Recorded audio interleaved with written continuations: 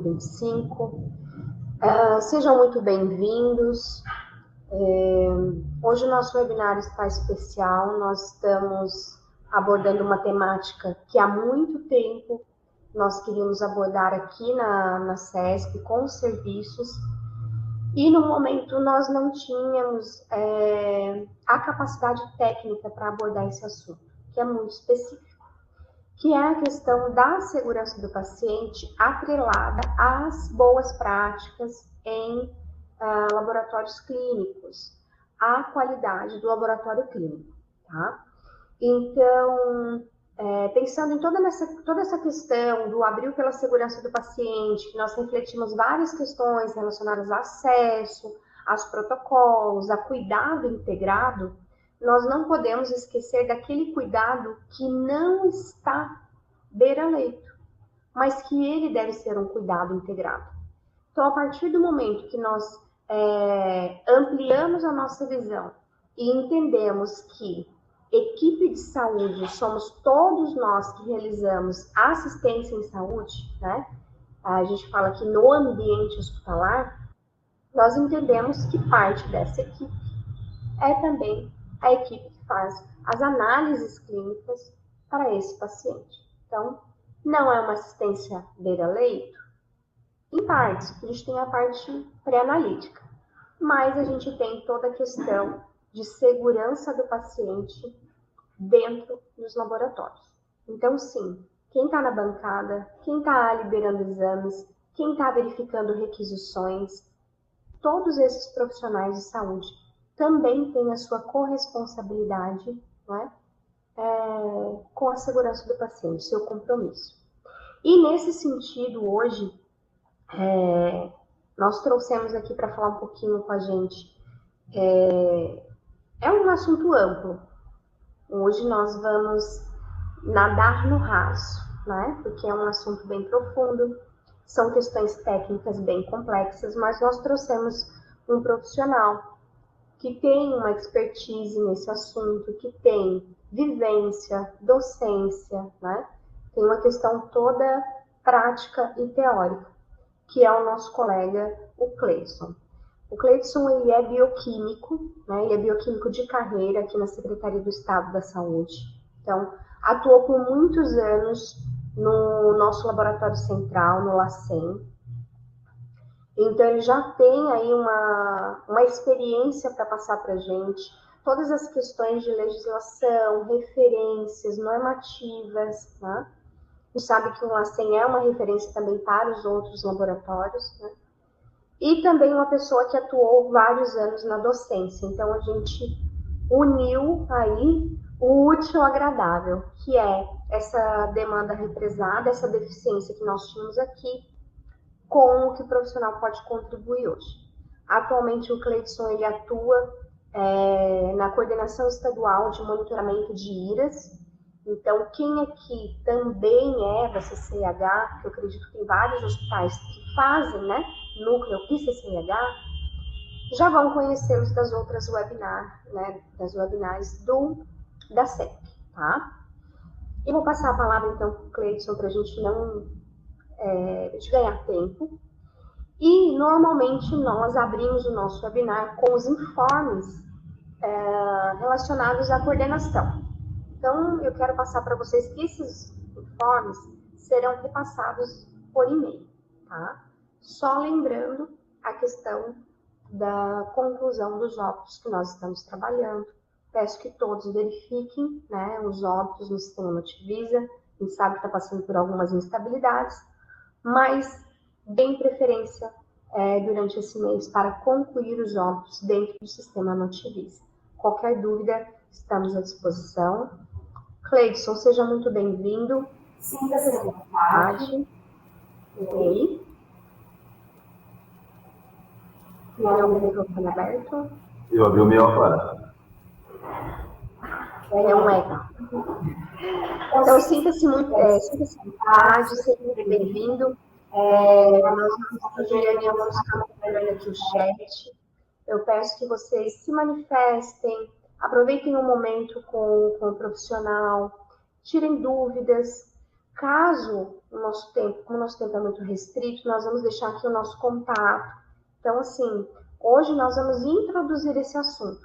Não quer dizer que não, né, não haverá outras discussões acerca da temática, tá bom? Uma boa web para todos nós.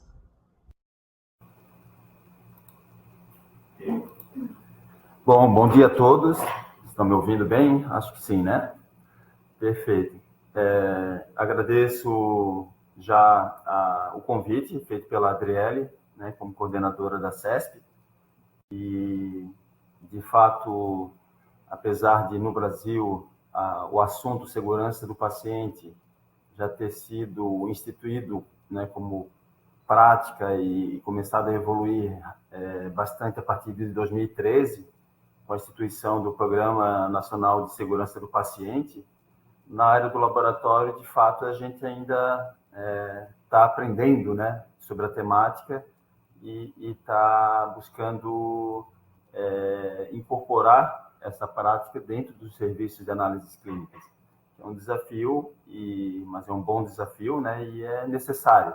Então, eu me esforcei bastante para buscar na literatura, nos manuais, nos guias, o que tem sido abordado sobre esse assunto focado no laboratório clínico, e vou trazer, então, assim, alguns elementos, né, que eu consegui recuperar aí na literatura, um pouco da experiência que eu tenho, né, nos anos que eu atuei aí na análises clínicas e tanto em laboratório privado quanto no laboratório público, lá sem, como a Adriele já mencionou, e também como docente, né, um pouco mais de 20 anos aí de docência no ensino superior, e trabalhei muito na área de análises clínicas, né, que é a minha formação. O principal curso que eu atuei foi análises clínicas, e sempre focado no estágio, como supervisor de estágio, então sempre antenado aí às coisas do laboratório. Tá certo? Então, obrigado aí a todos aí pela participação. Espero contribuir um pouquinho nessa temática aí com vocês. Então, no próprio título, a gente já faz a relação, né, de segurança do paciente com qualidade no laboratório clínico. E aí, antes de iniciar apresentando os objetivos da aula, eu gostaria de fazer algumas considerações iniciais, né? Então, porque a Adriele me colocou que, muito provavelmente, o público principal dessa conversa de hoje é o pessoal do laboratório, mas certamente tem outras pessoas que gostam da temática da segurança do paciente e que deve estar presente, né, participando também, que não atuam diretamente no laboratório. Então, eu achei por bem fazer um alinhamento inicial, né, de conceito, assim, para situar também quem não atua. Os fiscais de contrato, ela me falou que estão participando, e então fiz esse alinhamento inicial de alguns conceitos básicos, assim, para que esse pessoal também consiga compreender a linha de raciocínio que eu estruturei na aula, tá bom? Então, primeiro, uma definição rápida de segurança do paciente, né? Que é um conjunto de estudos e práticas voltados para a diminuição ou eliminação de riscos na assistência em saúde que possam causar danos ao paciente. Então, já deixa claro que a principal finalidade da segurança do paciente é diminuir ou eliminar os riscos, né, que estão presentes na assistência à saúde. E como a Adriele já mencionou, os hospitais, é muito claro, e começou todo esse movimento de segurança do paciente, principalmente por conta dos hospitais, onde são empresas muito complexas, tem muitas variáveis que podem levar ao erro e consequentemente, impactar na saúde e na segurança do paciente.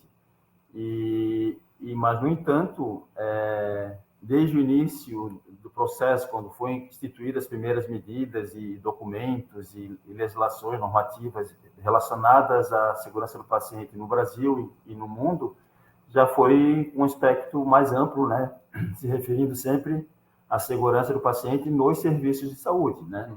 a todos os serviços que desempenham atividades na área da saúde, não só no hospital, mas também, inclusive, no laboratório.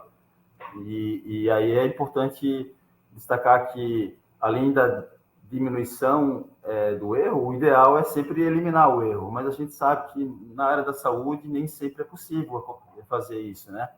Tanto é que normalmente a gente recebe ali o adicional de insalubridade porque já se reconhece, mesmo com os avanços tecnológicos que a gente adquiriu ao longo das últimas décadas aí, a gente não conseguiu eliminar por completo a possibilidade de estar exposto ali à situação de perigo, e então esse perigo ele traz um risco consequente a ele, né? E a gente pode estar realmente sendo afetado, e é preciso gerenciar esses riscos. Então, nesse conceito de segurança do paciente, o que é um paciente seguro? É aquele que recebeu todos os cuidados necessários para que os riscos envolvidos na assistência tenham sido minimizados ao máximo. Então, aquele paciente que as barreiras criadas, tomadas e instituídas pela instituição ali, pela empresa, foram suficientes para fazer com que os erros que possam eventualmente ainda acontecer, apesar das barreiras, não impactem, né, no paciente, então isso é um paciente seguro, né, que está protegido de possíveis erros que aconteçam nos processos de trabalho da empresa, mas que esse erro ele é minimizado, né, nas barreiras que foram criadas, e isso não causa um dano ao paciente.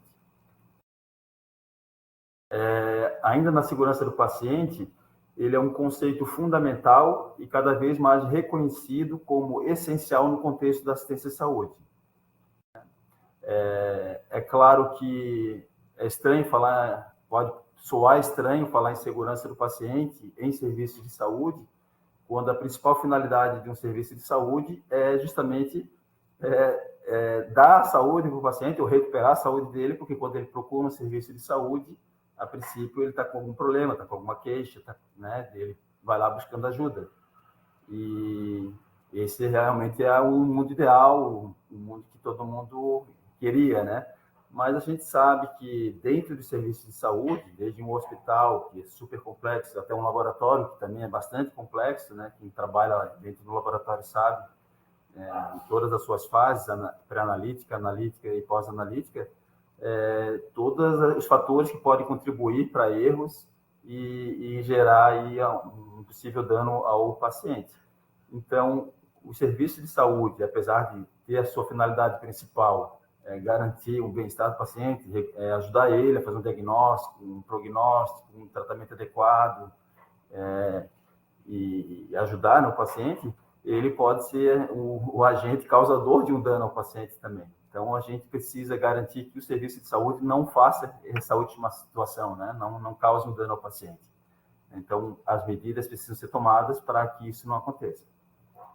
E como a gente já mencionou, o termo segurança do paciente é muito fortemente trabalhado dentro dos hospitais e ainda menos disseminado dentro dos laboratórios, mas a ideia, inclusive, dessa conversa é que a gente consiga fazer uma mudança dessa situação para que esse tema também seja muito discutido, abordado e implementado dentro das políticas institucionais, falando aí de laboratórios clínicos e outros serviços de saúde, né? Aqui, no caso, a gente está focando no laboratório clínico.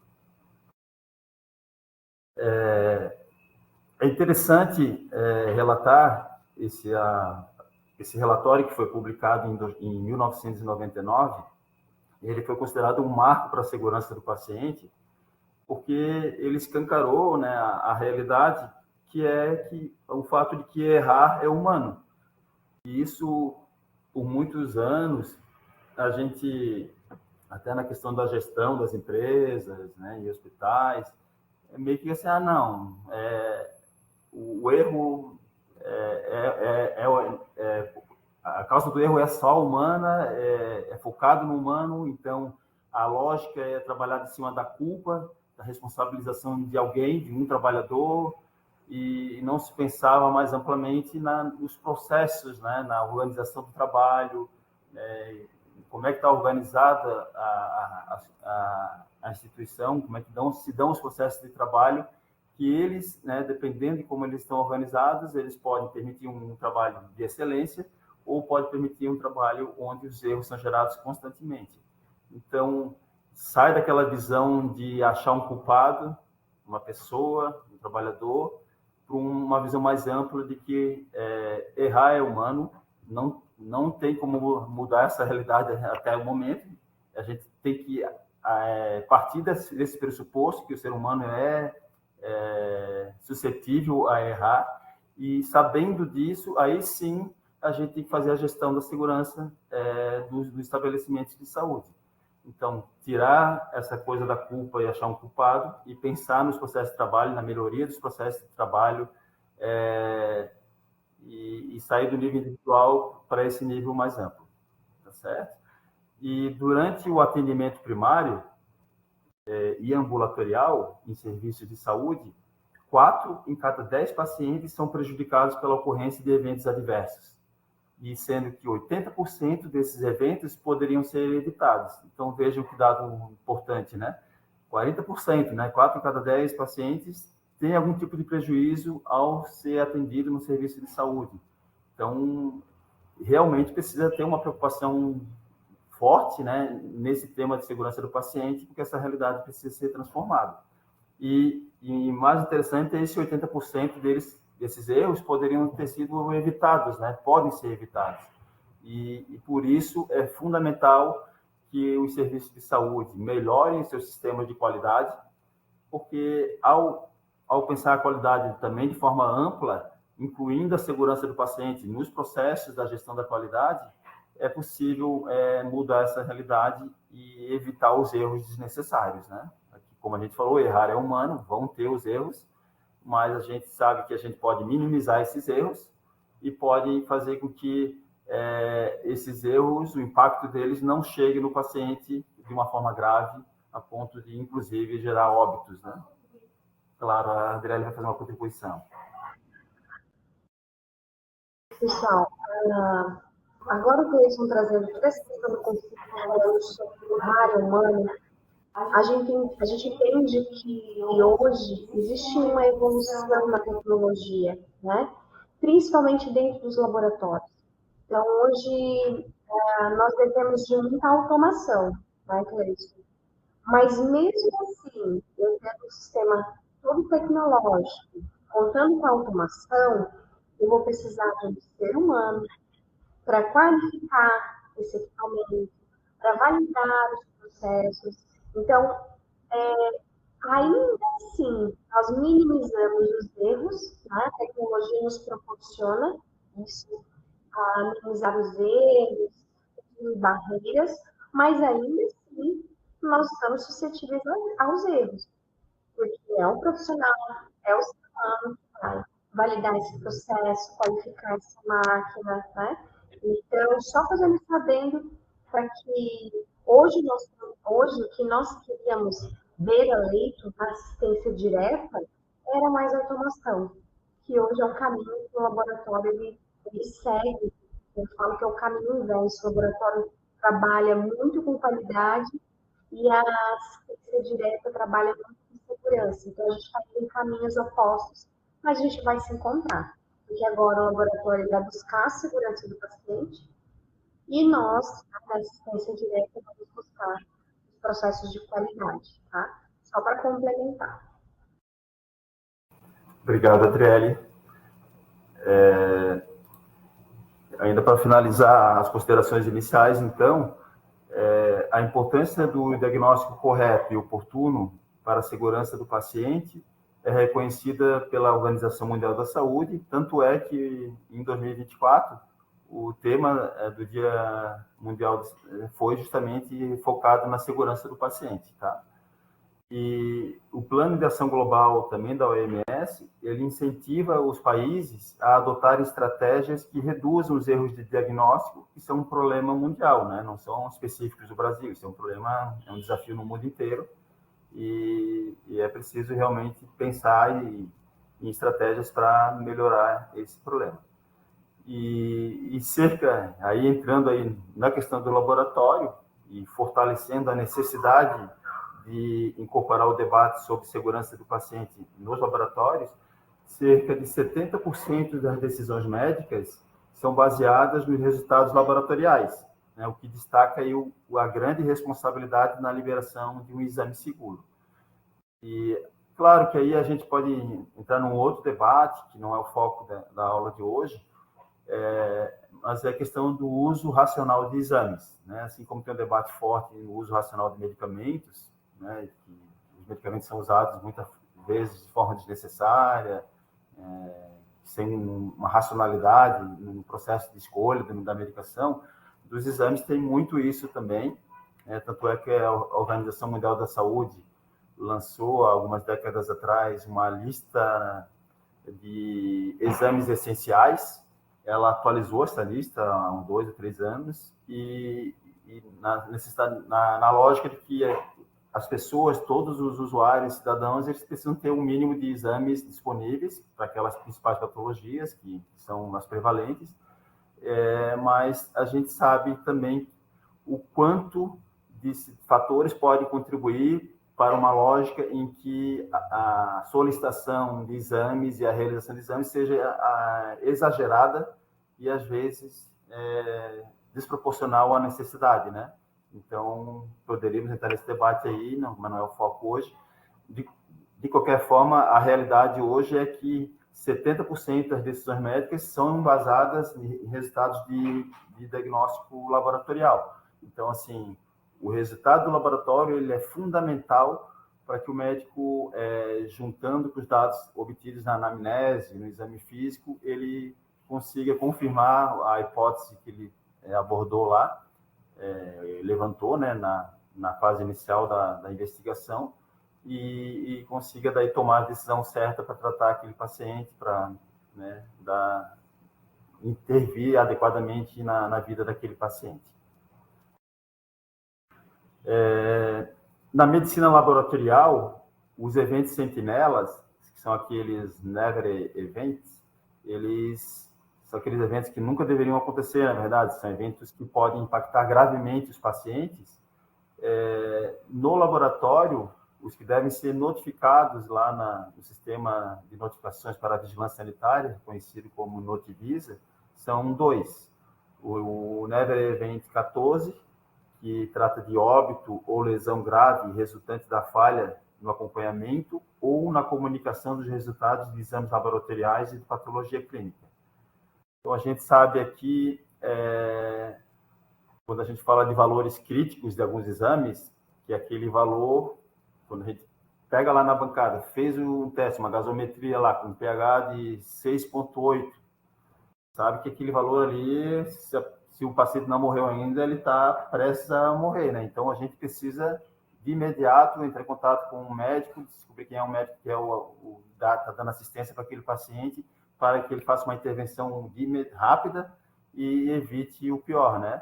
Então, a comunicação de resultados críticos é um passo e é uma atividade fundamental que o laboratório precisa desenvolver e que muitas vezes a gente sabe que a gente falha nesse processo, né? No laboratório.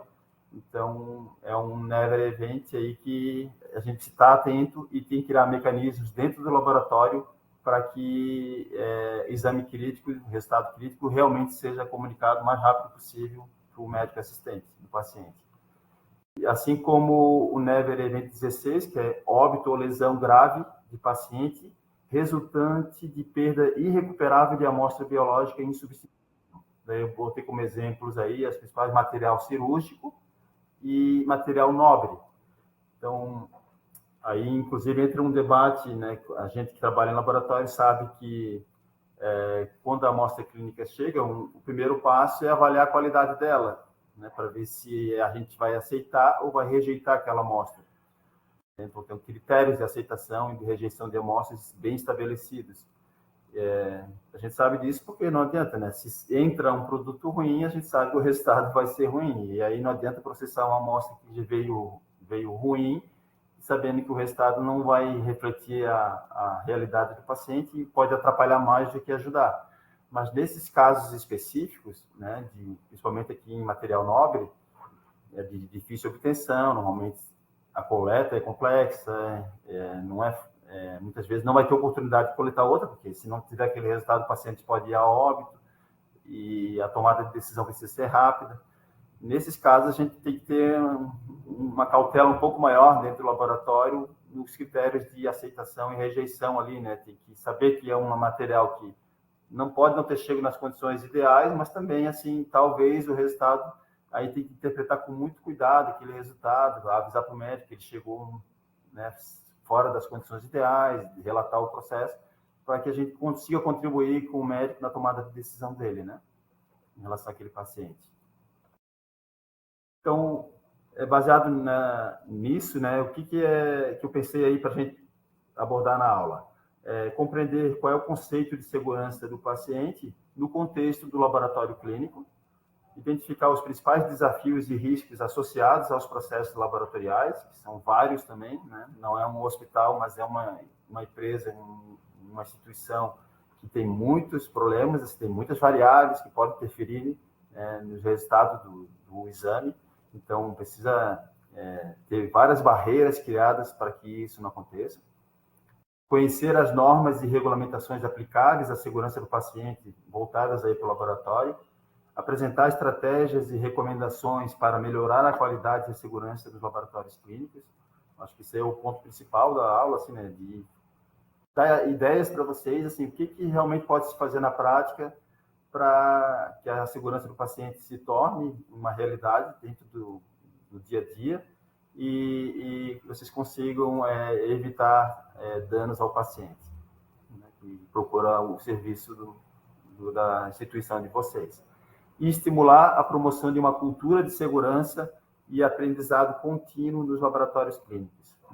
Isso vocês vão ver que eu vou abordar bastante durante o resto da aula aí, que é a cultura de segurança, que é essencial. O próprio Programa Nacional de Segurança do Paciente, um dos pilares lá que está estabelecido, né, instituído lá em 2013, é a questão da cultura de segurança que precisa ser instituída ali na empresa, né? E assim como a participação do paciente, que eu vou falar mais na frente também, o quanto que isso é necessário e que a gente ainda, acho que engatinha, muitas vezes, nessa questão de não ouvir atentamente, ouvir de fato o que o paciente está dizendo e que a gente precisa aprender a fazer isso melhor. Então, é só a título de curiosidade, naquele boletim que a Anvisa disponibiliza anualmente, ela lista ali os principais erros, incidentes, né, eventos que aconteceram nos serviços de saúde. E se vocês forem ver ali, tem outros que é um problema isso, né, porque não especifica adequadamente qual é o problema, então isso em termos de gestão atrapalha um pouco, né? Mas depois vem falhas durante a assistência de saúde, que também é muito genérico, né? Falhas, que tipo de falha? Mas mais embaixo lá, quase o último lá, falhas ocorridas em laboratórios clínicos ou de patologia. Tá? Isso de 2014 a 2019, depois de 2019 a 2022, a mesma coisa. Lá embaixo aparece a questão de falhas ocorridas em laboratórios clínicos ou de patologia. Então, já existe alguma notificação de problemas no laboratório, né, de eventos que ocorrem lá, mas a gente sabe que, muito provavelmente, ainda é bastante subnotificado e que, ao a gente começar a discutir mais essa temática e os laboratórios forem sensibilizados para ela, vão começar a incorporar isso, de fato, na sua rotina, e a tendência espero, né, que isso aconteça com muita naturalidade e tem que acontecer para que a gente tenha um diagnóstico melhor da realidade, né, dos problemas que realmente acontecem e possa pensar em estratégias adequadas, que são estratégias gerais, que servem aí para todos os laboratórios e, claro, que cada um vai ter a sua particularidade, vai ter que pensar em estratégias, né, específicas ali. Mas é importante conhecer adequadamente o problema para que a tomada de decisão seja a melhor possível. Em relação aos incidentes relacionados à assistência à saúde, a gente tem aqueles near miss, que é um incidente que não atingiu o paciente, então, menos mal, assim, né? Aquele incidente que acontece, por sorte, não atingiu o paciente, mas também não significa que ele precisa ser negligenciado. Não atingiu o paciente, então, ok, beleza. Não, tem que se avaliar se esse incidente ele foi eventual, aconteceu ali, ou se ele está acontecendo com certa frequência, porque se está acontecendo com certa frequência, em algum momento ele pode evoluir um problema mais grave que pode começar a afetar o paciente. Então, também precisa ser estudado, né, investigado. Pelo menos ver se ele está sendo eventual ou se é uma coisa que está sendo constante. Depois tem os incidentes que afetam o paciente, né?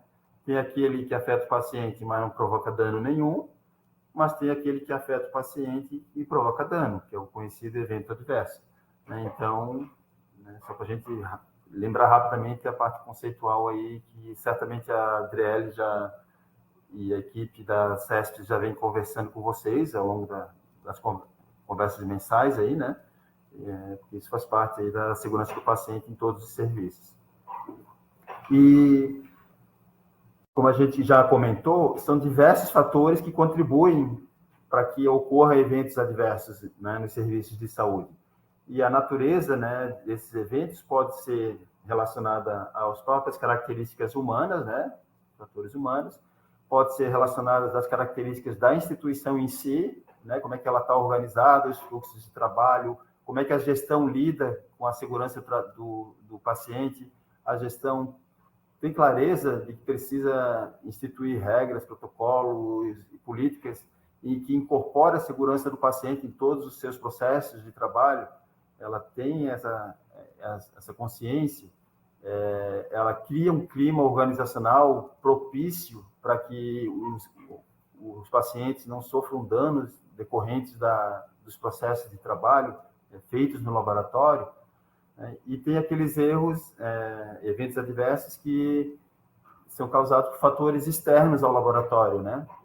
Aí aqui eu chamo a atenção, fazendo um link com a minha fala inicial lá do uso racional de exames, a gente sabe que muitos problemas com resultado ruim começa com uma requisição mal feita também pelo médico, às vezes, né, do exame. Então, a gente precisaria debater isso de forma bem mais ampla. Então, mas em relação a essa questão, o laboratório vai conseguir tratar aquilo que está diretamente relacionado a ele e, eventualmente, ele pode, claro, e deve conversar com o médico caso ele identifique uma situação estranha, né, na requisição. Então, essa comunicação com o médico, com o prescritor, o requisitor do exame é fundamental também, né? Essa comunicação precisa ser melhorada também.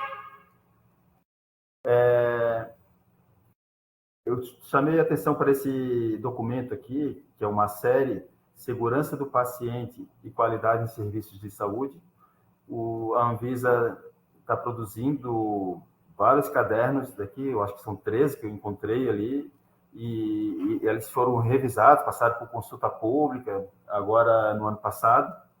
A maior parte deles está com versão preliminar ainda, mas eu acho que em breve deve ser liberado e publicado como versão final. E tratam de uma série mesmo, né? Segurança do paciente e qualidade em serviço de saúde. Esse caderno 1 fala da assistência segura, uma reflexão teórica aplicada à prática.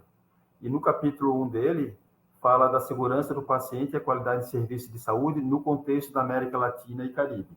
E me chamou a atenção essa frase aqui que estava lá nesse documento, que é: receber uma assistência à saúde de qualidade é um direito do indivíduo e os serviços de saúde devem oferecer uma atenção que seja efetiva, eficiente, segura, com a satisfação do paciente em todo o processo. Aquilo que a gente já comentou, né? O paciente procura o serviço de saúde para resolver um problema que ele tem. Né? O serviço de saúde não pode ser mais um problema, uma fonte de problema para o paciente, né? Então, a gente precisa garantir esse direito do paciente, né? Que é o direito a serviço de saúde com atenção efetiva, eficiente, segura e com satisfação do paciente. Então, a qualidade dos processos e dos resultados dentro de um laboratório é o meio pelo qual a segurança do paciente é assegurada. E isso aí, basicamente, é o nome da aula, né? A segurança do paciente e a qualidade em laboratório clínico. Então, a relação é direta, né? Para garantir segurança do paciente dentro do laboratório, como em qualquer serviço de saúde, é essencial que o serviço invista em várias ferramentas, em vários mecanismos, em processos de gestão que garantam a qualidade na prestação daquele serviço. Né? Dentro do laboratório, você liderando todas as suas fases de produção do exame, né? Como eu já mencionei, pré-analítica, analítica e pós-analítica. Então, as variáveis são inúmeras também e manter a qualidade dentro do laboratório é um desafio constante. Então, os resultados de exames precisos são essenciais para a segurança, para a prevenção, no caso, para o diagnóstico, para o tratamento e para o prognóstico correto, que basicamente são as finalidades de um exame laboratorial, né? Por lei, o exame pode servir para prevenir uma doença, para diagnosticar, tratar e fazer um prognóstico. Então, quais são os impactos da falta de segurança do paciente lá no laboratório? Então, além do impacto para o próprio paciente, que é obviamente, o próprio tema já fala, né? Segurança do paciente, mas também impacta o próprio profissional de saúde, né? Pode impactar, tem impactos econômicos e tem impactos para o próprio laboratório. Então, para o paciente, né, quais são os principais problemas? Diagnósticos que podem ser incorretos, porque o resultado do laboratório pode estar errado, ou começou lá na prescrição, na requisição do exame que foi mal feita pelo médico, que aquele exame não vai contribuir para a história do paciente, para o problema que ele tem. Então, se perdeu tempo nesse processo, daí ele vai ter que voltar, fazer novos exames, nova coleta, e nisso se passaram dias, se passaram meses, e o problema de saúde dele pode estar se agravando e complica a situação do paciente. Então, tudo isso é segurança do paciente, né? São diagnósticos incorretos, tratamentos desnecessários, porque às vezes a solicitação excessiva de exames também, às vezes confunde, ao invés de ajudar, atrapalha, e se estabelece um diagnóstico incorreto, e isso vai gerar um tratamento também incorreto, né, inadequado, e que vai atrapalhar mais o paciente do que ajudar. Isso é um dano ao paciente. E atrasos no tratamento e danos à saúde do paciente.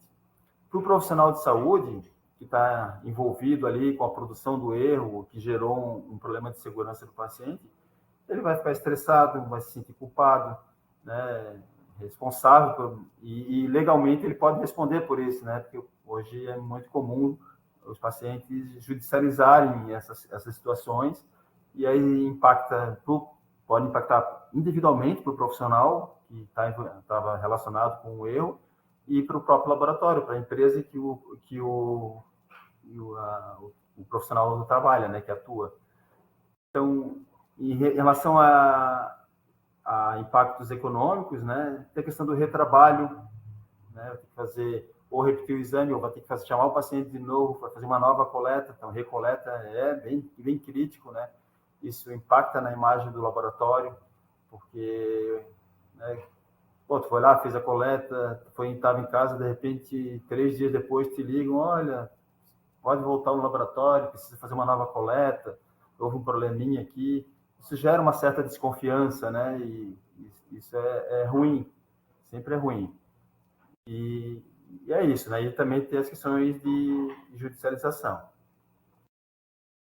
Então, agora entrar um pouquinho, especialmente para quem não trabalha diretamente na análise clínica, falar rapidamente assim, de como é que está estruturado o laboratório, como é que ele funciona, para alinhar esse conhecimento, para depois a gente poder falar um pouquinho da gestão do risco dentro do laboratório e aí entrar nas estratégias que o laboratório pode usar para garantir a segurança do paciente. Então, o processo laboratorial ele é uma sequência de etapas interconectadas, que começa na fase pré-analítica, que é lá na requisição que o médico faz, até o início do exame propriamente dito, a fase pré-analítica. Depois a fase de execução, de realização do exame, que é a análise dele, da amostra, né? e depois, após a analítica, né, tendo ali a análise concluída, essa análise precisa gerar um laudo, né, que vai ser entregue para o paciente ou entregue para o médico do paciente, e aí pode também ter erros nessas 3 fases. A gente vai ver na sequência que na pré-analítica, hoje é consensuado pelos estudos que são feitos, é a fase mais crítica em termos de produção de erros, onde ocorrem mais erros, mas as outras fases também podem acontecer muitos erros, e não necessariamente por ter mais erros na fase pré-analítica significa que o impacto ao paciente seja maior aí. Às vezes um erro na analítica acontece em menos proporção, mas a gravidade desse erro pode ser maior. Então, a gente tem que evitar erro em qualquer etapa do processo de produção do exame, porque todos eles podem ser críticos para o paciente, né? E a qualidade e a segurança em cada fase são cruciais para a precisão e confiabilidade do resultado final, e, consequentemente, para a segurança do paciente e a acurácia do diagnóstico. Então, é isso. O cuidado tem que ser grande. Então, situações possíveis relacionadas aos exames laboratoriais e aos erros diagnósticos. Eu achei muito interessante. Isso aqui eu tirei de um livro, acho que foi daqueles livros produzidos pela Sociedade Brasileira de Patologia Clínica e Medicina Laboratorial. Então, um exame inapropriado é solicitado. De novo, volto naquela questão do uso irracional de exames, né?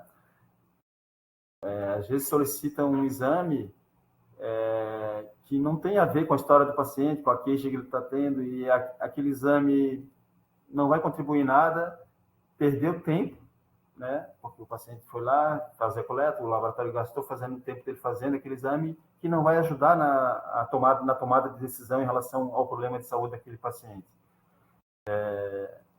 Então, isso é bem sério, né? Então, não tem por que fazer dessa forma. Um exame apropriado não é solicitado, é uma outra situação. É aquele exame que, de fato, deveria ser pedido, acabou não sendo. E aí, o paciente também não, pelos resultados que o laboratório produziu, não vai contribuir também, vai atrasar o diagnóstico, atrasar o monitoramento do tratamento, se já tem um diagnóstico feito, mas está tratando a doença. Então, tudo isso interfere, né? Um resultado de exame apropriado é mal aplicado. Então, o exame foi bem solicitado, o resultado o laboratório fez bem feito, o resultado está apropriado, mas ele está sendo mal aplicado. O médico não recebeu o exame, não analisou adequadamente aquele resultado, não incluiu aquele raciocínio dentro da situação do paciente, ou não interpretou adequadamente o resultado, ou um exame apropriado é solicitado, mas um atraso ocorre em alguma fase do processo laboratorial. Então, aqui entra diretamente o papel do laboratório, né? Então, o médico solicitou o exame correto para a situação do paciente, mas aconteceu algum atraso lá no laboratório. Então, são 2 situações importantes que o laboratório precisa garantir. Uma é a qualidade do resultado, né? Aquele resultado tem que retratar a realidade do paciente, e a outra é fazer aquele resultado em tempo oportuno. São 2 variáveis fundamentais. E, às vezes, garante a qualidade, mas leva muito tempo para liberar esse resultado, e dependendo da situação do paciente, isso pode ser um problema, né? Ou, se não faz com qualidade, daí sim é mais grave.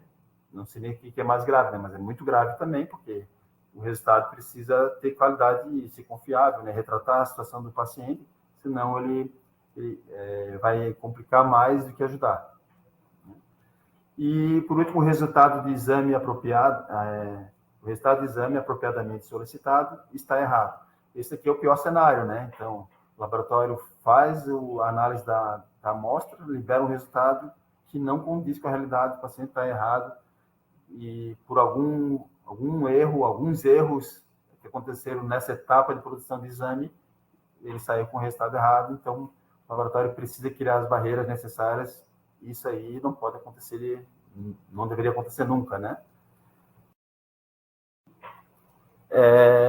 Interessante esse checklist que deve ser verificado antes da solicitação de exames subsidiários. Foi tirado daquele livro Recomendações da Sociedade Brasileira de Patologia Clínica e Inovação no Laboratório Clínico, publicado em 2019. E também aqui focando de novo na questão do uso racional de exames. A realização do exame é segura para o paciente? A primeira pergunta precisa ser feita para ver se vale a pena solicitar aquele exame ou não. O exame contempla, de algum modo, as hipóteses diagnósticas formuladas? Essa aqui até vou parar um pouquinho para fazer um adendo. Você já deve ter se deparado com uma situação dessa. Vocês estão necessitando de uma consulta médica com uma especialidade aí. E aí vocês procuram o local onde o médico atende e vai ter lá, normalmente, a secretária que faz a recepção, acolhimento inicial e para fazer o agendamento. Eu já deparei com situação em que a secretária diz, não, para ver lá a data que está disponível e tal, mas para fazer a consulta, o médico pede que já entregue uma folha assim, um rol de exames, assim, ó, que faça todos esses exames aqui e já traga os resultados para a consulta. Então, olha a lógica invertida, né, do processo, né? Porque quando a gente estuda anamnese, exame físico e exame clínico, né, tem uma lógica. Primeiro é a anamnese, as conversas precisam ser bem feitas para conhecer a história do paciente, depois vem o exame físico para complementar. Esse é necessário fazer exames complementares, tanto laboratoriais quanto de imagem, né? E aí, sim, né, porque com a anamnese e o exame físico, basicamente o médico elabora as hipóteses diagnósticas e aí depois, se necessário, vai pedir exames para confirmar aquelas hipóteses dele ou descartar a hipótese, né? E inverte completamente a lógica. Então, a gente vê consultas de 5 minutos, 10 minutos, então, né? Às vezes, primeira consulta do paciente. Então, será que numa consulta com esse tempo, o médico consegue estabelecer a história do paciente, uma anamnese está adequada, né? Eu não estou fazendo juízo de valor nenhum aqui, né, gente? Mas, assim, são problemas que acontecem em todas as instâncias de trabalho, com todos os profissionais, e a gente precisa refletir sobre isso.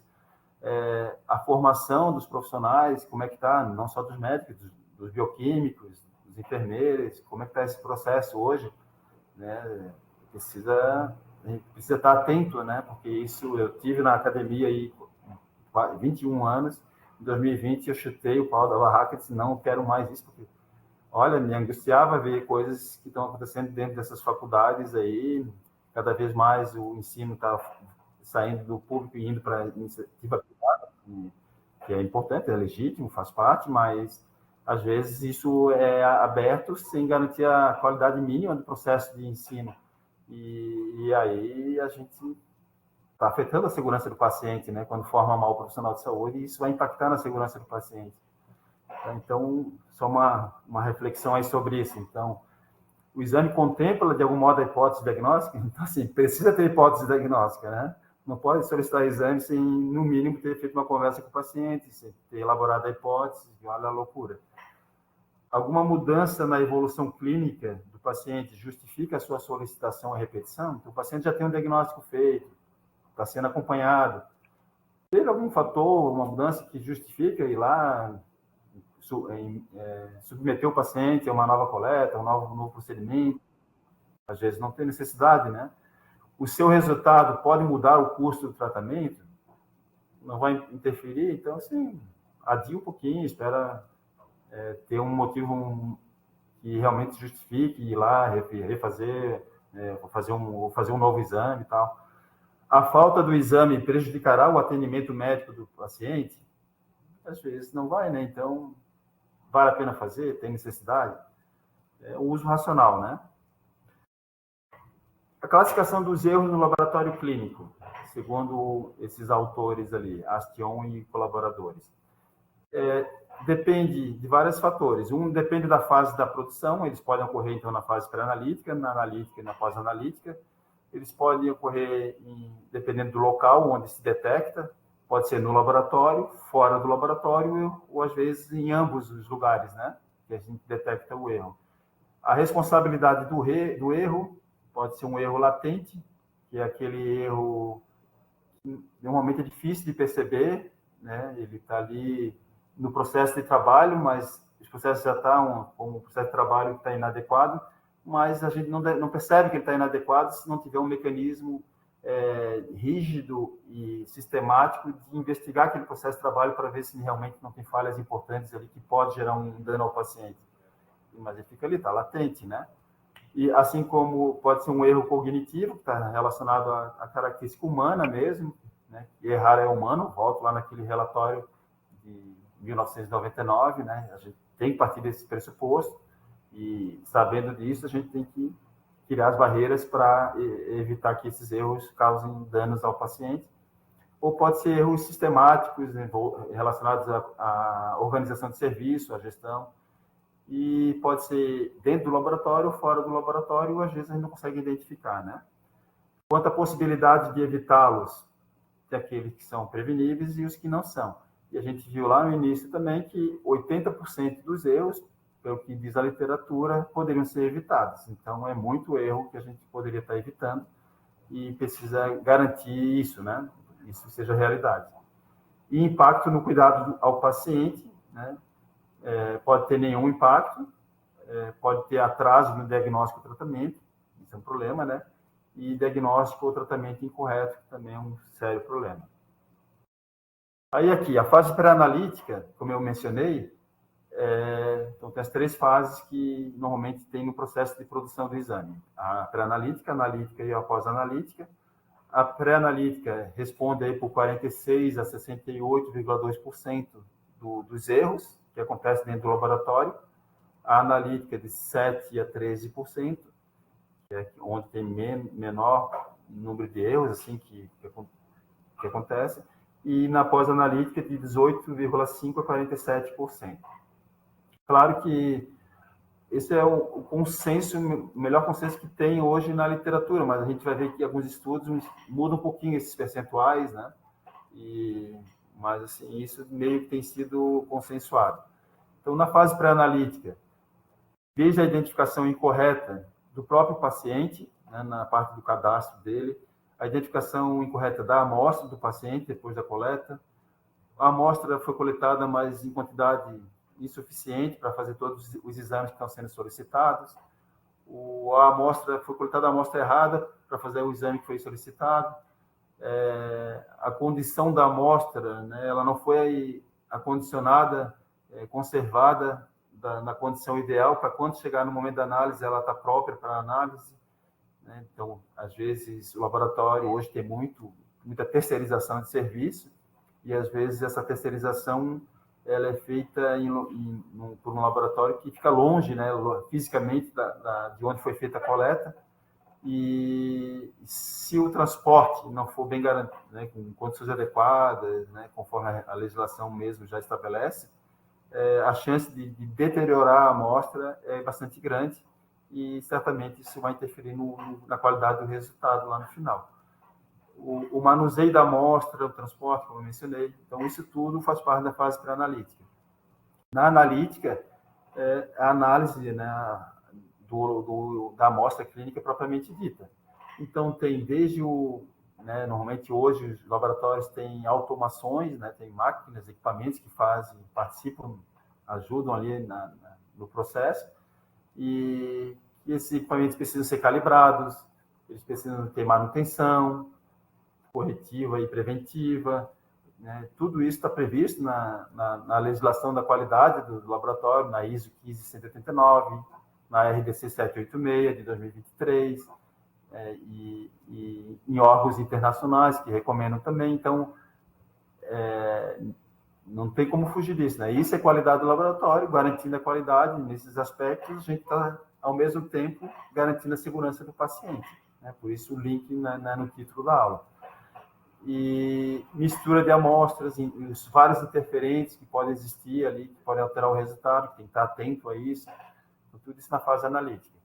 E na fase pós-analítica, tem o tempo de resposta, ou que é também conhecido como TAT, que é o tempo de atendimento total, que é um indicador fundamental no laboratório, porque, lembra que eu falei, duas condições essenciais para o laboratório: a qualidade do exame, do resultado do exame, e o tempo oportuno para a liberação desse resultado.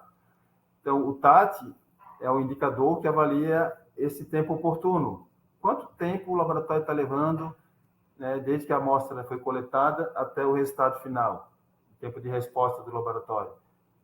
Então, precisa ter um tempo adequado ali, satisfatório, para que o paciente consiga ter esse retorno. E a Adriane mostrou ali que faltam 20 minutos, então eu estou muito devagar aqui, eu tenho que acelerar um pouquinho, tá, gente? Então, precisa ter esse retorno aí para poder rápido, né? Para poder não ter uma tomada de decisão rápida pelo médico e a evolução do processo dele. Aqui ainda sobre as fases pré-analítica, analítica e pós-analítica, reforçando que a RDC 786, nos artigos 71 e 72, aborda essa questão do gerenciamento de dados no laboratório, que é preciso que o laboratório tenha arquivado lá as requisições dos exames, lá no pós-analítico, né, os laudos que foram liberados, em que data, quem liberou, quem cadastrou o resultado, quem liberou. Precisa ter todo esse processo bem definido. Aqui na pré-analítica, analítica de novo, né, na pré-analítica em relação ao TAT, o tempo de resposta. Isso aqui, alguns exemplos aqui de situações que podem atrasar, né, a resposta do laboratório, a liberação do resultado. Então, na pré-analítica, identificação e preparação do paciente lenta, demora nesse processo. Uma preparação de dispositivos de coleta de sangue também atrapalhada, que retarda o processo. Uma execução ruim na coleta do paciente, que às vezes precisa recoletar. Preparação de contêineres para transporte, né? Então, os fluxos não estão muito claros e se perde tempo nisso, no transporte, na entrega no laboratório, na aprovação da amostra, na separação daquelas amostras que precisam ser centrifugadas, por exemplo, no manuseio pré-analítico, no carregamento nos analisadores, e assim vai. Assim como tem outros fatores que podem interferir no TAT na fase analítica e pós-analítica. Não vou entrar em detalhes aqui, a aula vai ser disponibilizada, depois vocês podem olhar com mais calma também, tá? Erros específicos em diagnóstico laboratorial. Então, exemplos aí, fase pré-analítica, que é onde os erros acontecem com mais frequência, como eu mencionei. Erros na requisição de exames e não atendimento à necessidade do paciente, que a gente já reforçou essa questão. Cadastro incorreto do paciente e dos exames. Preparo inadequado do paciente para a realização do exame. Amostra insuficiente ou de má qualidade. Falhas no processamento inicial, como na centrifugação, ou agitação demais da amostra, pode provocar uma hemólise e tantas outras situações. Identificação incorreta da amostra. Uso de tubo incorreto ou outros erros na coleta, né? Uso de muito álcool na antisepsia, ficar soprando a área de antisepsia.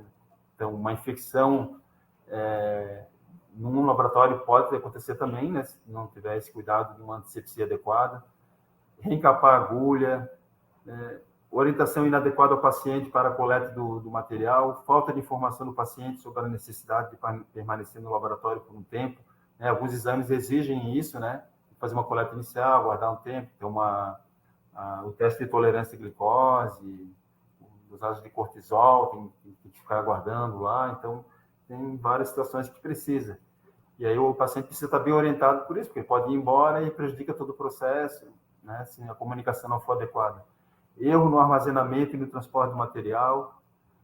E aqui, lembrando, né, que cada tubo usado tem uma rolinha com cor diferente, porque eles têm anticoagulantes diferentes, uns têm alguns anticoagulantes, outros não têm anticoagulantes, os anticoagulantes são diferentes e cada um tem uma finalidade e tem uma sequência estabelecida para a coleta desses tubos, né, se precisa coletar. Então, se inverte a ordem da coleta, isso também já pode ser um interferente no resultado do laboratório.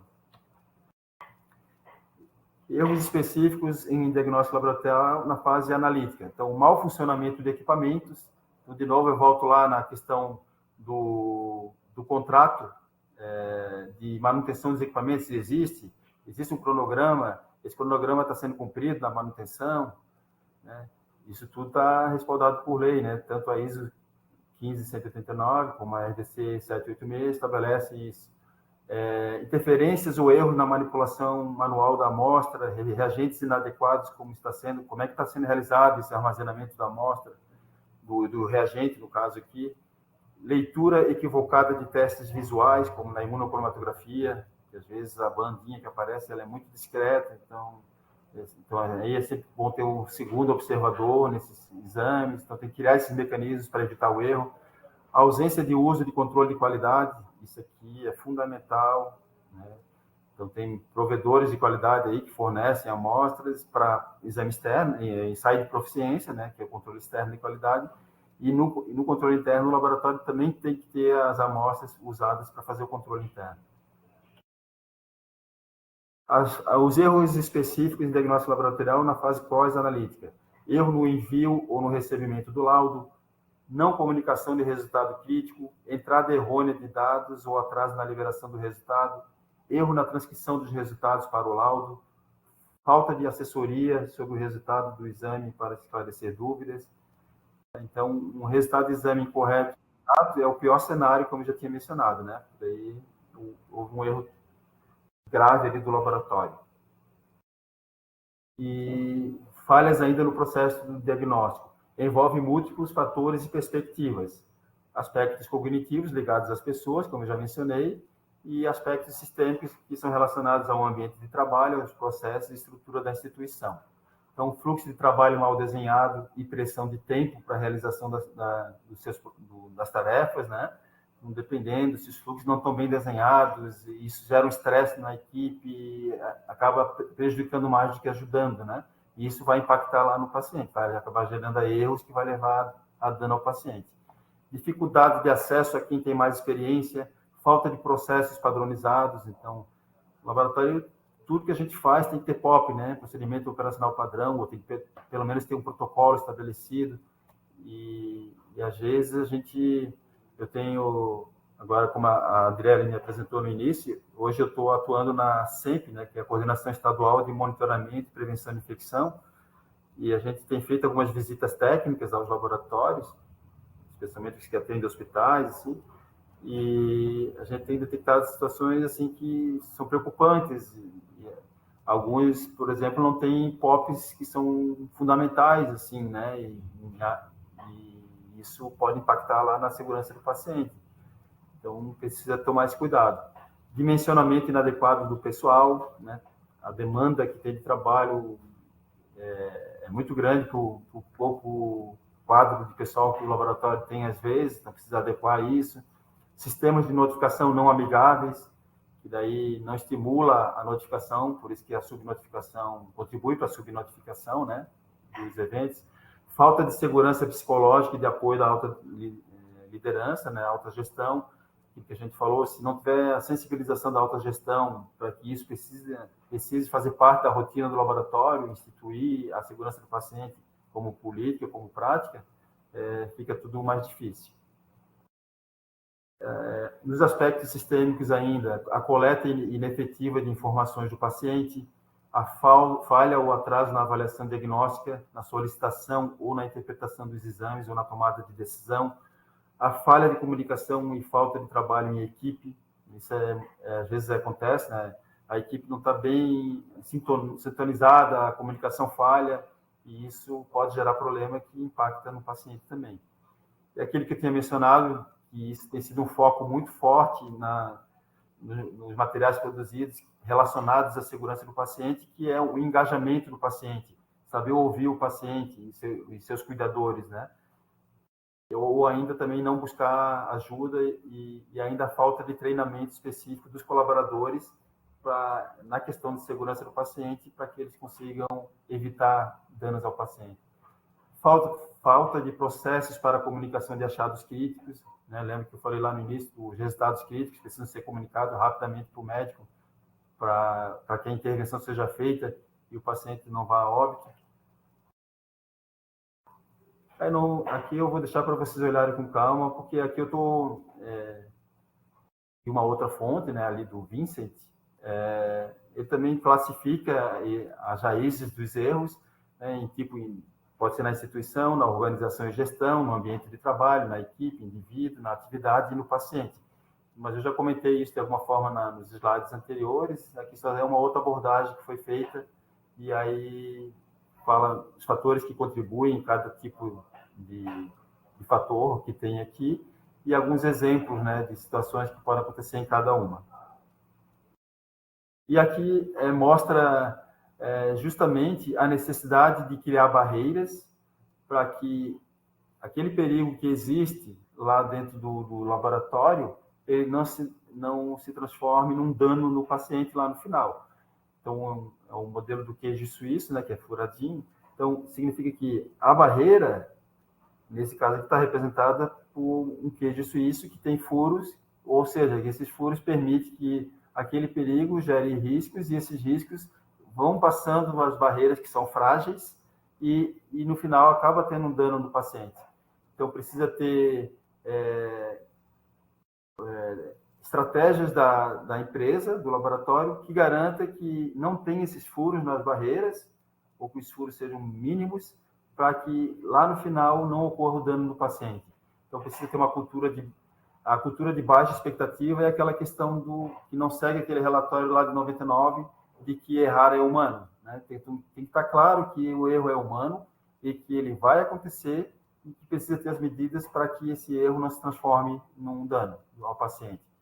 A ausência ou descumprimento de protocolos, rotinas de trabalho, sistemas de segurança, pressões de produção, né? Assim, tudo é controlado, tem que produzir, mas às vezes a relação entre número de colaboradores e demanda de trabalho não está adequada, então tem que tomar cuidado quando estabelece esse tipo de situação, né? Aqui, mais uma vez, mostrando esses fatores que contribuem para os erros, né, ambientais, de equipe, individual, mostrando. A definição, então, de gestão de risco. Então, como é que faz a gestão de risco desses riscos que podem acontecer, que estão presentes no laboratório? Qual é o conceito dele, né, de gestão de risco?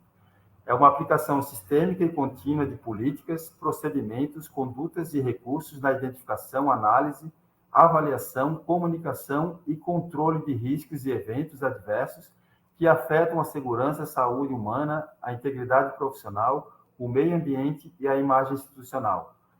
Então, está na portaria 529 de 2013 e também na RDC número 36 de 2013.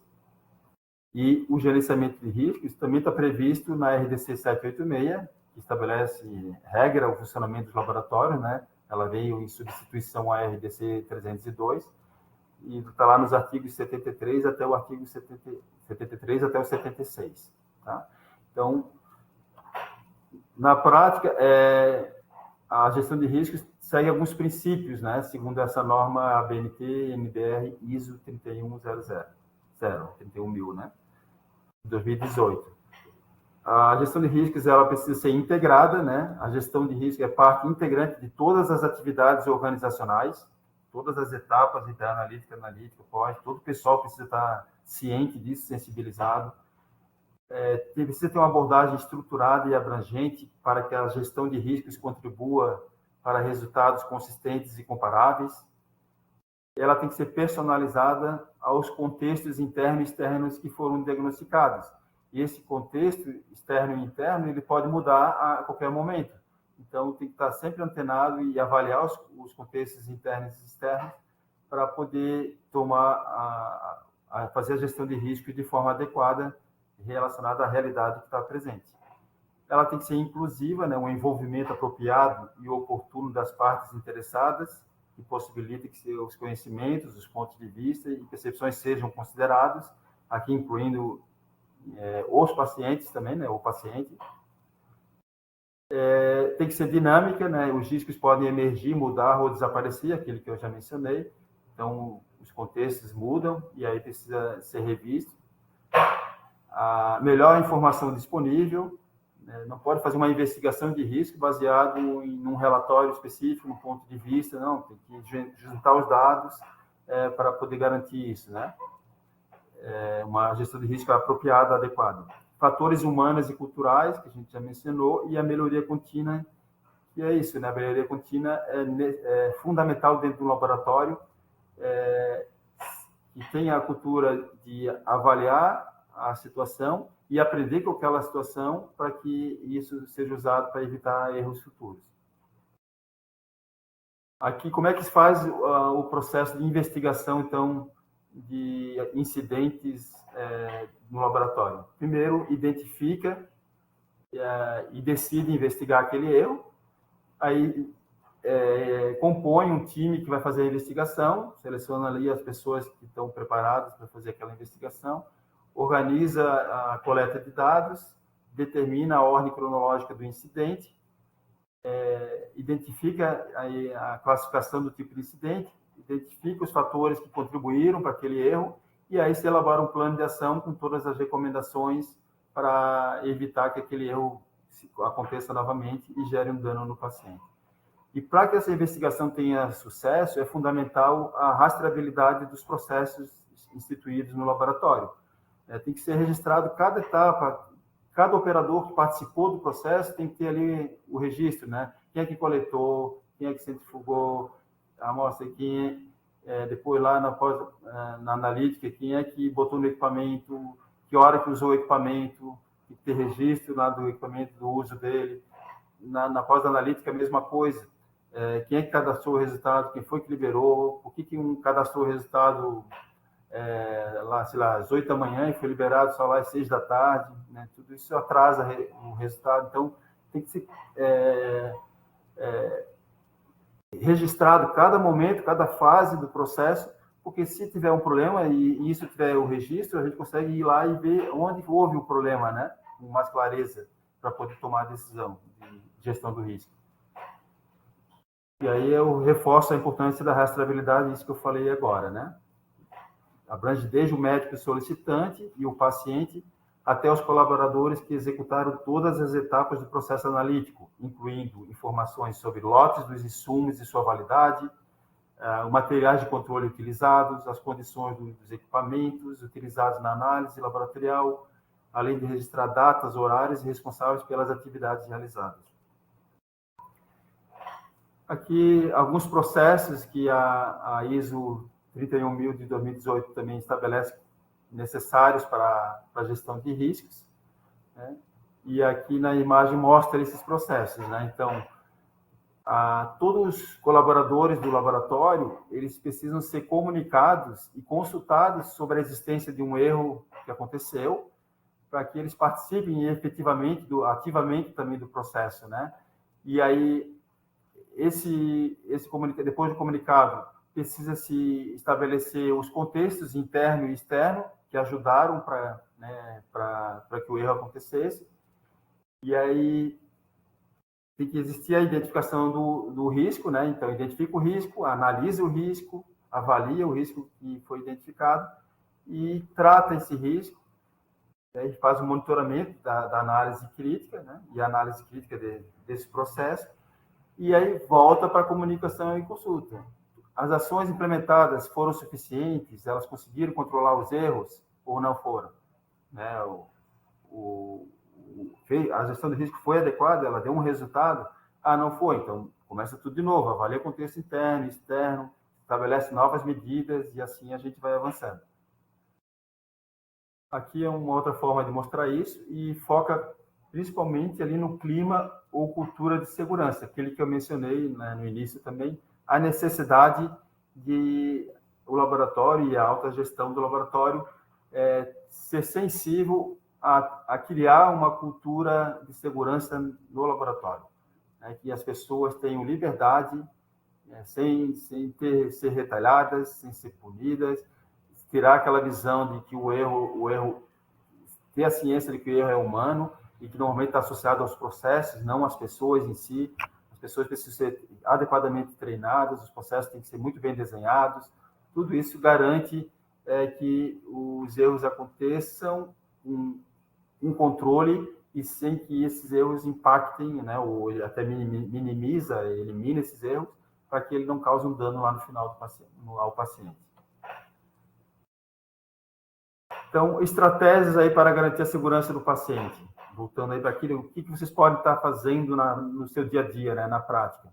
Então, construir essa cultura de segurança que seja justa e aberta. Né? Então, justa é isso, né? Tirar o foco, botar o foco no sistema ou no processo, não no indivíduo, envolvimento e apoio da alta liderança, que tem que estar sensível, a facilitação do processo de notificação de eventos para torná-lo mais amigável e rotineiro. Então, as pessoas têm que ser treinadas, lá no Notivisa, por exemplo, depois a Adriele deve comentar um pouco. A Notivisa agora criou uma parte específica para laboratório, acho que a gente, com isso, vai ter um avanço aí de uma melhoria dos processos de notificação dos eventos adversos em laboratório. Os profissionais se sintam motivados a notificar esses incidentes e eventos adversos, né? Sem esses medos. Comprometimento de gestores com a cultura da segurança deve ser uma prioridade organizacional. Equipe ciente de que as coisas podem dar errado, que o erro é humano, né? O reconhecimento de que erros podem ocorrer em todos os níveis, né? Não é só lá no operacional básico, mas a própria gestão pode instituir políticas equivocadas.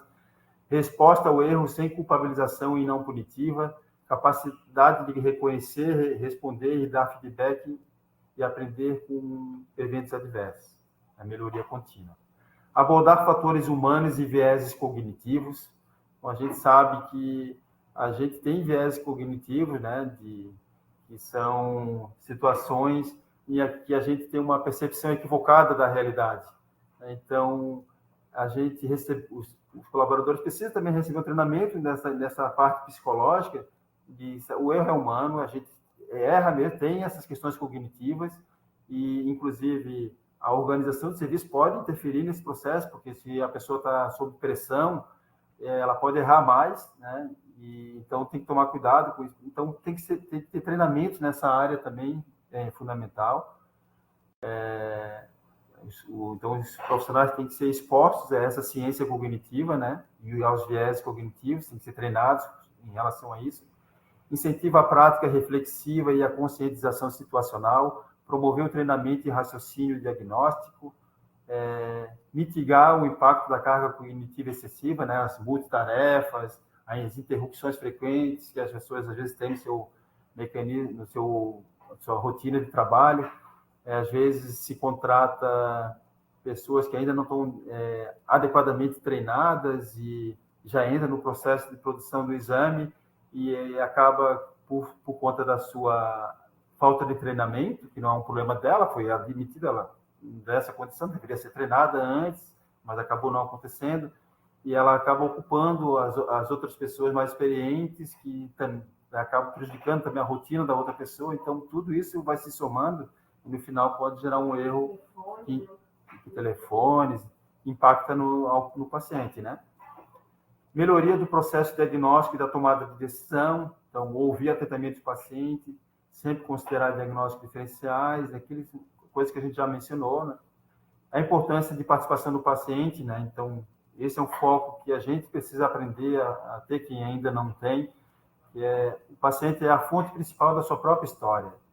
Quem conhece melhor a história dele que ele mesmo, né? Ele sabe desde criança o que tinha, o que não tinha, o que aconteceu, o que não aconteceu, e às vezes um detalhe desse faz toda a diferença, e a gente ignora muitas vezes essa história do paciente. Ele deve ser considerado como parte do time do diagnóstico, que vai fazer o diagnóstico. E, então, ele tem que sair da passividade e usar ele ativamente no processo, né? E ele é o maior interessado, né? Porque se ele procurou serviço de saúde é porque ele está com um problema e ele quer ajuda. Então, se a gente conversar com ele adequadamente, ele vai ser o mais engajado nesse processo e vai contribuir. Se a gente não conversa, bem pelo contrário, ele pode ser um obstáculo, né, para a coisa. E isso ele ajuda a reduzir os erros, né? Estratégias para garantir ainda a segurança. Fortalecimento da equipe, promoção do trabalho em conjunto, melhoria das habilidades de comunicação no trabalho em equipe e incentivo à interação e à comunicação direta dos analistas clínicos e dos responsáveis com os médicos, né, que requisitam os exames, que às vezes é necessário fazer essa conversa, né? Implementação da gestão de risco, da qualidade e de risco, né? Então, lá no início, o título da aula é justamente segurança do paciente e qualidade do laboratório clínico. Então, não tem como, né, alcançar a segurança do paciente se não tiver uma boa gestão da qualidade do laboratório. Então, um sistema de gestão da qualidade bem implantado e está redondo, está funcionando, é fundamental. Realização do gerenciamento de risco também, né? Aconteceu o erro, né? Esse erro foi proveniente de que situação? Tem que ser investigada e esses riscos têm que ser gerenciados. Utilizar dados e indicadores para mapear e entender esses erros que estão acontecendo. Então, a SBPC, ela tem um programa lá de indicadores laboratoriais, um painel de indicadores muito interessante e que os laboratórios deveriam estar antenados a ele, né? Quem ainda não implantou um painel adequado de indicadores. E nesses indicadores, inclusive, tem indicadores que avaliam essa questão da segurança do paciente, né? Precisa ser implementado alguns indicadores focados nesse tema para que a gente garanta aí uma segurança realmente do paciente. E a gestão dos planos de ação. Então, foi feita toda a investigação dos riscos, foi pensada nas ações, e agora tem que efetivar esse plano de ação e ver se ele realmente está sendo efetivo ou não, senão tem que rever esse plano de ação e refazer, né? Aproveitar a tecnologia a favor, aquilo que a Adriele comentou também no início. A tecnologia tem que vir para ajudar, né? Não atrapalhar. Então, muitas vezes a tecnologia ela permite que a gente crie alertas de situações que chamam a atenção. Opa, parece que aqui tem um erro no processo. O humano pode causar, porque errar é humano, né? E aí a tecnologia pode nos ajudar nesse processo. Realizar o controle de qualidade, que é fundamental, né? Não tem como ter qualidade no laboratório se o controle de qualidade não for aplicado no dia a dia. Garantir o registro correto dos dados dos pacientes ou usuários, né, incluindo informações que possam impactar os resultados. Realizar dupla checagem, utilizar materiais analíticos de boa qualidade, assegurar a rastreabilidade da amostra e seus resultados. E, né, porque o controle de qualidade é fundamental porque ele garante tudo isso aqui, né? Garante a segurança do paciente, assegura a qualidade e precisão dos exames, cumpre requisitos regulatórios, valida metodologias e condições de análise, compara o desempenho com outros serviços, permite a comparação, né? Identifica e investiga não conformidades, permite, né, identificar, documentar o processo e permitir rastreabilidade, influenciar a qualidade em todas as fases, garantir a rastreabilidade dos processos analíticos, assegurar a clareza das informações contidas no laudo, como as unidades de medidas e valores de referência, o método que foi usado na análise, garantir que os profissionais sejam bem treinados e participem de um sistema de educação continuada, o treinamento é fundamental, realizar ações para prevenir e corrigir falhas, garantir a segurança dos dados do paciente, mantendo a confidencialidade, a integridade e disponibilidade de informações. O treinamento das equipes é fundamental, ele está previsto tanto em normas internacionais como nacionais, né? No PALC, ele já prevê isso, na ISO 15189, na RDC 786, né? Então, tem que ter um sistema de gestão da qualidade, procedimentos relacionados às atividades de quem realiza, a segurança do paciente e eventos adversos, um processo de integração de novos colaboradores colocados como fatores de desenvolvimento dos times, tudo isso está previsto. A importância da certificação e acreditação do laboratório, né? Isso também já tem estudos mostrando que um laboratório certificado e acreditado ele tende a promover, garantir mais segurança ao paciente, porque está mais preparado para lidar com as situações.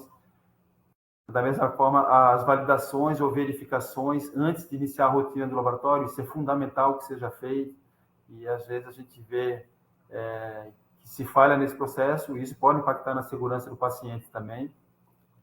O monitoramento contínuo do desempenho dos processos é fundamental, e aí volto nos indicadores, né, aquele painel de indicadores que tem na SBPC, mas que o laboratório precisa criar o seu, né?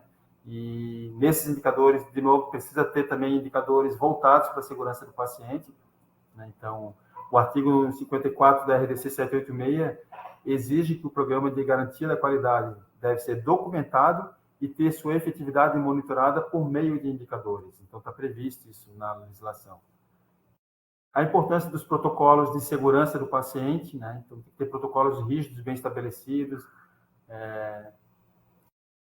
como, por exemplo, a comunicação dos resultados críticos, que é fundamental, que eles never events, lá que a gente comentou no início, né? Se o resultado crítico não é comunicado em tempo oportuno, a intervenção pode ser tarde, ou pode nem acontecer a intervenção por parte do médico, o paciente pode ir realmente a óbito. Outros protocolos, como preparação e atendimento a reações alérgicas e contrastes, inclusive tem um profissional ali competente para que se der uma reação alérgica, uma situação crítica ali, que tenha condições de atender o paciente. A aplicação de protocolos e o uso de checklists são sugeridos como forma de ajudar os profissionais a engajar mais o pensamento analítico, em vez de depender apenas da intuição, que tem a ver com aqueles vieses cognitivos que a gente comentou anteriormente, né? Então, normalmente os vieses cognitivos são mais vinculados à intuição, ao uso da emoção na tomada de decisão e negligenciar os fatores mais a gente diz que usem mais evidências, que sejam mais analíticos, né? Que exijam uma racionalidade no processo. Então, aqui, protocolos de higiene das mãos. Lá no laboratório, tem-se cuidado com a higiene das mãos de forma adequada, conforme preconiza a Agência Nacional de Vigilância Sanitária, em 5 momentos também, né? Ou se não tem como lavar a pia com água e sabão, mas tem ali um álcool gel ou álcool a 70% disponível à vontade ali, principalmente na coleta lá, que é os profissionais que estão em contato com o paciente direto ali, para evitar que leve o paciente um organismo que não é o que ele veio procurar no laboratório, né? Em relação às normas e regulamentações que são aplicáveis à segurança do paciente no laboratório, no Brasil, a RDC 786, já mencionei ela em vários momentos aqui várias falas que eu fiz. Na RDC 20 de 2014 da Anvisa, que dispõe sobre o regulamento sanitário para o transporte de material biológico humano, e a portaria 2095, que aprova os protocolos básicos de segurança do paciente, incluindo a identificação segura, fundamental para laboratórios. Aqui eu foco alguns artigos que eu considerei bem importantes da RDC 786, que tem relação direta aí com a segurança do paciente, né? Então, o artigo 51, todo serviço que executa exame de análises clínicas deve implementar o programa de garantia da qualidade, né? Então, de novo, lá o título da aula, a garantia da qualidade é condição fundamental para garantir a segurança do paciente. Sem qualidade garantida, certamente não se garante também a segurança do paciente. E isso a legislação já contempla e o laboratório precisa garantir a qualidade nos seus processos. O artigo 53 diz que o serviço que executa exame de análises clínicas ele deve implementar um programa de gestão da qualidade que contemple, no mínimo, o gerenciamento de tecnologias, que eu já mencionei, né?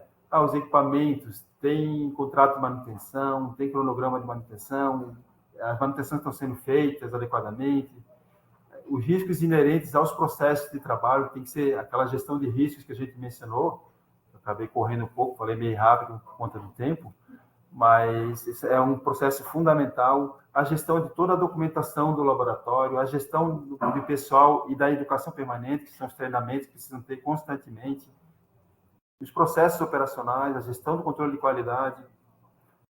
O artigo 57 diz que o serviço que executa o exame de análises clínicas ele deve monitorar o desempenho e a segurança no uso dos produtos sob vigilância e oferta de serviços, bem como adotar estratégias para identificação e notificação de incidentes, eventos adversos e queixas técnicas.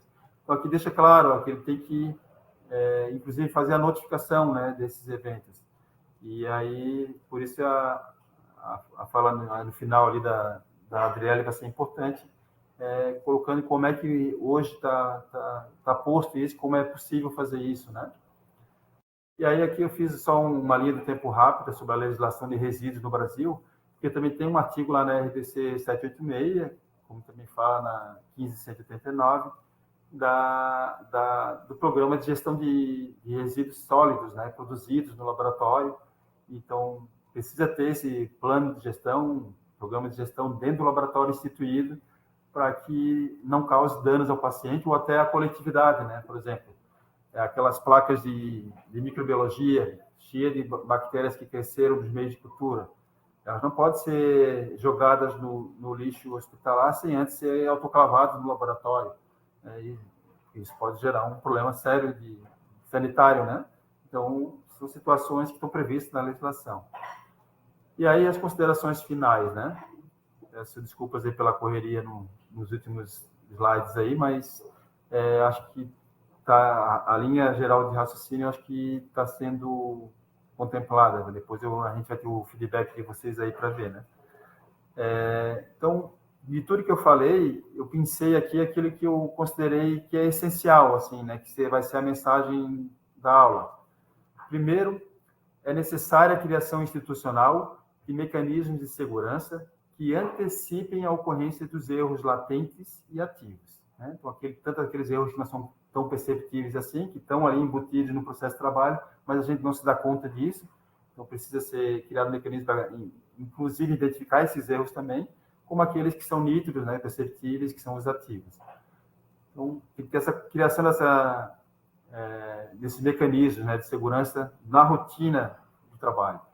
O investimento na garantia da qualidade pelo laboratório, em todas as etapas, do pré-analítico ao pós-analítico, é fundamental para permitir a segurança do paciente. É preciso realizar medições periódicas por meio de indicadores de processos e de desfecho. Então, além dos indicadores de processos, ali, como é que estão os processos de trabalho, o de desfecho, os resultados do laboratório, como é que estão dos exames. Estão atendendo a expectativa, está dando conta, tão confiáveis. Então, tem indicadores, né, para isso também, para identificar, corrigir e monitorar continuamente o desempenho e a segurança do paciente. E o engajamento dos pacientes, eu já foquei bastante nisso, e as políticas voltadas para a segurança do paciente têm chamado bastante atenção para esse aspecto. O desenvolvimento de uma cultura de segurança, né, que tenha clareza que errar é humano e que precisam ser melhorados os processos de trabalho, e eles que têm que ser melhorados, as pessoas têm que ser treinadas, e não naquela lógica de culpabilizar, de retalhar pessoas no individual. E a questão de estímulo às notificações dos eventos adversos, que são fundamentais. Eu agradeço, né? Eu fiz aqui, botei aqui algumas referências, principais referências que eu usei para preparar a aula. E muito obrigado aí pela oportunidade e espero ter contribuído um pouquinho aí para a realidade de vocês. Uau! Cleison, você estava acompanhando o chat, mas o pessoal prestou bastante. Vários elogios sobre a interface de segurança do paciente com a RDC 786. Então, a apresentação foi brilhante, trouxe para nós muita informação em curto tempo. Inclusive, a gente pede até desculpas, porque é um assunto complexo, é um assunto interessante. Há uma falha, né, de discussões nesse sentido. Há uma falha na grade curricular acadêmica, da segurança do paciente no âmbito laboratorial, na assistência de saúde. Então, não que a gente queira suprir todas essas falhas, mas hoje foi um ponto inicial para que nós possamos refletir sobre as ações, né, as boas práticas laboratoriais que garantam a segurança do paciente. Então, várias sugestões de ter uma segunda aula, de ter uma aula gravada, de ter certificado, de ampliar ali o período de discussão. Infelizmente, nós temos essa limitação de tempo. O que eu queria levantar hoje, mas não tem agora, vai ficar para o próximo, é a questão das notificações dos eventos adversos e as queixas técnicas laboratoriais. Então, a gente tem toda uma questão de tecnovigilância, que em outro momento nós vamos discutir essa questão, como nós vamos utilizar o sistema Notivisa ao nosso favor, tá? E questão também de indicadores, relacionamento com fornecedores, enfim, a questão também dos eventos adversos, né? Como notificá-los, o que notificar, né? São construídos dois legislações, 16 específicos para laboratórios, mas nós temos outros eventos que são notificados, nós temos campo exclusivo de pesquisa, né? Então, assim, nós temos ainda que discutir muito sobre a temática. Nós vamos estabelecer o fluxo de comunicação de eventos dos laboratórios que estão dentro das unidades hospitalares. Então, tem toda uma questão. Hoje, o laboratório, ele não é obrigado que o laboratório tenha um núcleo de segurança do paciente, né? Mas a gente tem a obrigatoriedade da legislação na questão de comunicação de eventos e queixas técnicas. Então, tem toda essa questão, né? Como o núcleo de segurança do paciente vai articular ações junto com o laboratório, dentro do âmbito hospitalar. São vários questionamentos. Então, hoje foi aí nosso primeiro contato com essa temática. Foi muito bom, foi uma aula muito proveitosa, mesmo com a restrição de tempo. Quero agradecer a todos que participaram. A gente tem a participação da equipe do LACEN, a gente tem a participação da Visa, de todas as regiões do Estado, todos os serviços de saúde, laboratórios prestadores de serviços. Quero agradecer a participação de cada um. Quero dizer que nós tivemos 181 conexões no YouTube. Então, esse vídeo já tem 181 visualizações. Isso é muito importante. Esse alcance é algo que nós queremos, enquanto Secretaria do Estado da Saúde, né? Divulgar, fornecer essas informações, alcançar o maior número de serviços dentro de uma rede de assistência à saúde. Tá? E entender que o paciente é algo transversal. Né? Não é algo que faz trabalhar apenas em beira-rio, ou pela enfermagem, pela medicina, ou pelo bioquímico. Não. É uma condição transversal em que todos nós temos um compromisso com a segurança do paciente. A segurança do paciente, inquestionável, é algo inegociável. E é por isso que nós estamos hoje aqui, tendo esse compromisso, né, de tentar trazer a segurança do paciente para dentro do laboratório, essa questão da comunicação eficaz entre os profissionais que estão dentro do laboratório, os profissionais que estão no hospital, toda a questão dessa comunicação efetiva é que nós desejamos trabalhar. Tá? É isso, pessoal. A gente finaliza agora a nossa live. Qualquer dúvida, nós temos aqui o contato do Cleiton, também o contato da CEP, tá? O chat, ele vai ser utilizado aqui para nós também. Então, todas as dúvidas que estão no chat, vamos entrar em contato com os serviços, vamos tentar solucionar essas dúvidas, tá bom? Obrigada, Maria, escola, que nos forneceu todo o apoio e estrutura. Pessoal, tenham um bom fim de semana. Até a próxima. Cleiton, quer assistir? Eu vi ali no chat que tem bastante contribuição da Visa Saúde, não sei exatamente quem está ali, mas bem legais assim as considerações. Eu acho que é isso que a Adriele colocou, né? Muita coisa para uma aula inicial e para dar uma introdução ao tema segurança voltado para o laboratório, né? Então é um mundo de coisa mas certamente abriu as portas para a gente começar a trabalhar questões específicas dentro da temática com vocês, assim, né? Daí vamos ver em outros momentos se tentar organizar. Assim, a Visa de Rio do Sul. É a Graciela de Rio do Sul, da Visa. Que legal. Obrigado, Graciela, pelos comentários ali. E vamos avançando. Juntos a gente consegue mais força, né? Pessoal, muito obrigada. Então, boa semana a todos. Até o nosso próximo webinar, no próximo mês. Tchau, tchau.